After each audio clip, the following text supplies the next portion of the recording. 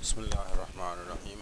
مرزا ناصر سے جرح ہو رہی تھی جہاد کے بارے میں، تو مرزا ناصر کو ایک حوالہ دیا گیا تھا، تو اس نے کہا کہ حوالے تو یہ دیکھنا پڑے گا۔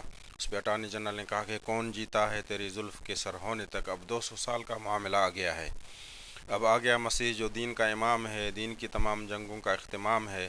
ضمیمہ تحفہ گولڈویہ صفحہ نمبر 41، مندرجہ روحانی خزائن صفحہ نمبر 77 جلد 17۔ اس میں جو ہے اس کا معنی تو یہ ہے کہ جب تک مسیح دین کا امام ہے اس وقت دین کی تمام جنگوں کا اختتام ہے۔ کیا 18 سال کے بعد وہ امام نہیں رہے؟ مرزا ناصر: اگر یہ معنی ہوتے تو التوا کا لفظ نہ آتا، بہرحال میں نے اپنا عقیدہ بتا دیا ہے۔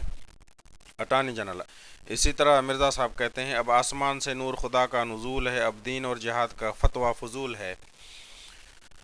اسی حوالے تحفہ گولڑویہ کا حوالہ ہے، یعنی فتویٰ تو اس پیریڈ کے لیے نہیں ہوگا بلکہ مستقبل کے لیے نا۔ مرزا ناصر پہلا اشعار واضح کر رہا ہے کہ اب نور خدا کا نزول ہے۔ اٹارنی جنرل: نور خدا کا نزول تو ہو گیا۔ مرزا ناصر: نہیں، وہ نزول مہدی کی زندگی تک ہے۔ اٹارنی جنرل: میں مثلا احمدی ہوں تو کیا میرا عقیدہ یہ ہوگا کہ وہ نزول ہو گیا؟ یہ نہیں ہے کہ 18 سال تک نزول تھا، وہ اب نہیں ہوگا۔ مرزا ناصر: مگر میں احمدی ہوں، میں بانی سلسلہ کی تعلیمات سے سمجھا ہوں کہ آئندہ جہاد ہوگا۔ اٹارنی جنرل: اچھا اسے چھوڑتا ہوں، یہ تبلیغ رسالت ہے، اس میں مرزا صاحب لکھتے ہیں جب میں 16 برس سے برابر اپنی تالیفات میں اس بات پر زور دے رہا ہوں کہ مسلمانان ہند پر اطاعت گورنمنٹ برطانیہ فرض ہے اور جہاد حرام ہے۔ یہ اشتہار مورخہ 10 دسمبر 1899 کا ہے۔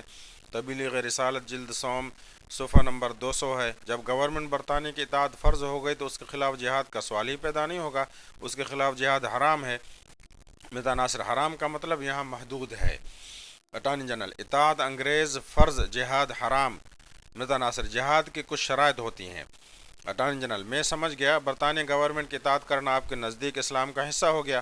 مرزا صاحب لکھتے ہیں کہ میں نے صدہا کتابیں جہاد کی مخالفت میں تحریر کر کے بلاد عرب، مصر، شام، افغانستان میں گورنمنٹ کی تائید میں شائع کیں۔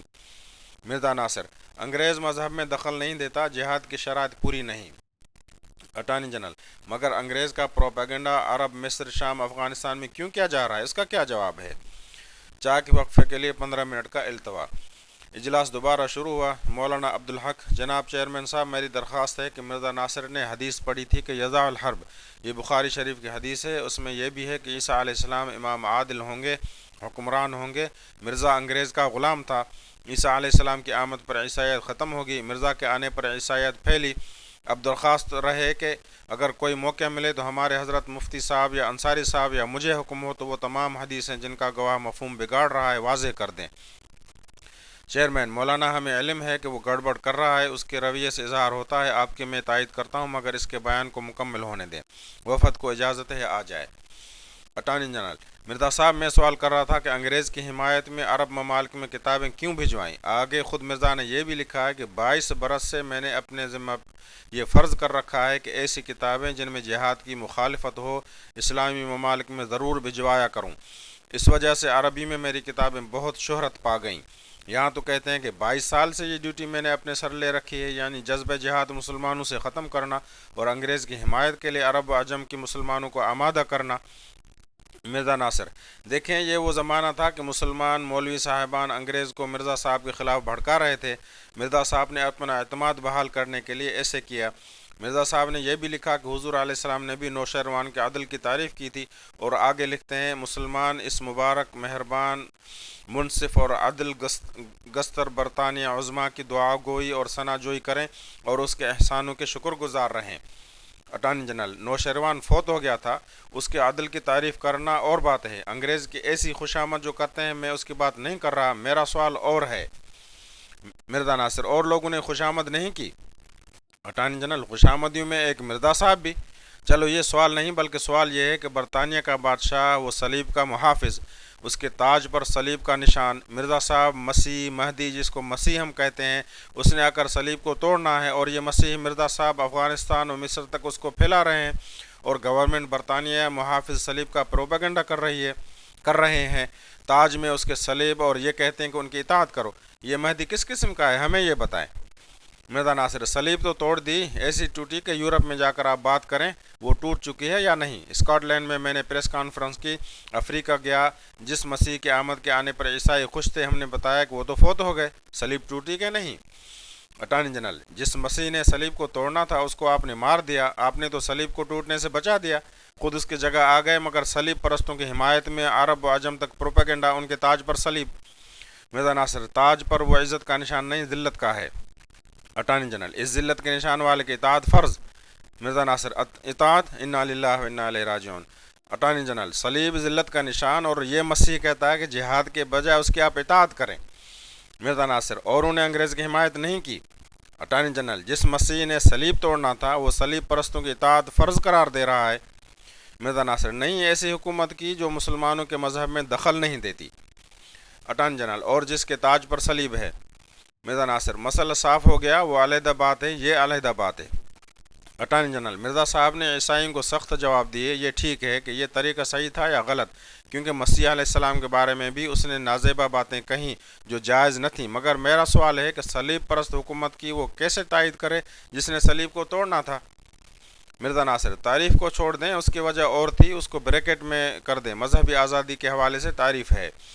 اٹارنی جنرل: مگر یہ مذہبی آزادی کا افغانستان اور مصر تک پروپیگنڈا، اور وہ بھی فرض اپنے ذمہ، اور اس میں دو باتیں کی کہ انگریز کی اطاعت فرض اور جہاد حرام۔ کیا ان کے پاس اس رویے سے جو لوگ آزادی وطن کے لیے کاوش کر رہے تھے ان کو نقصان پہنچانا تو مقصود نہ تھا؟ مرزا ناصر: جہاد اس لیے جائز نہیں کہ یہ مذہبی آزادی دیتے ہیں۔ اٹارنی جنرل: دیکھیں، افغانستان سمیت جو لوگ جہاد کے علم بردار تھے ان میں جہاد کی تعلیمات کے خلاف کتابیں بھجوانا، مقصد تو صاف ظاہر ہے، مگر آپ اس طرف نہیں آ رہے، آپ کی مرضی، لیکن ایک وقتی جوش ہوتا ہے، جذبہ ہوتا ہے، مثلا کوئی شخص ہمارے نبی علیہ السلام کے خلاف کوئی بات کہے تو اس کے جواب دینا، اس کا منہ بند کرنا ایمان کی بات ہے، جوش و جذبہ کی۔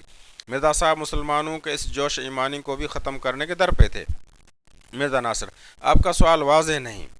اٹارنی جنرل: یہ مرزا صاحب کی کتاب تریاق القلوب ہے، اس میں لیفٹیننٹ گورنر کو مرزا صاحب نے ایک عاجزانہ درخواست لکھی ہے، یہ میں اپنی طرف سے نہیں کہہ رہا بلکہ اس کا عنوان یہ ہے، اس میں لکھا ہے کہ میں اس بات کا اقراری ہوں کہ بعض پادریوں اور عیسائی مشنریوں کی تحریر نہایت سخت ہے اور حد اعتدال سے بڑھ گئی ہے، اور بالخصوص پرچہ نور افشاں میں جو ایک عیسائی اخبار نکلتا ہے، نہایت گندی تحریریں شائع ہوئی ہیں، وہ تحریریں میں چھوڑ دیتا ہوں کیونکہ آپ نے بھی چھوڑ دی تھیں۔ اٹارنی جنرل نے یہ کہا، جو حضرت صلی اللہ علیہ وسلم کی شان میں گستاخی ہے، تو مجھے ان اخباروں کے پڑھنے پر اندیشہ ہوا کہ مبادا مسلمانوں کے دلوں پر جو ایک جوش رکھنے والی قوم ہے، ان کلمات کا سخت اشتعال دینے والا اثر پیدا ہو۔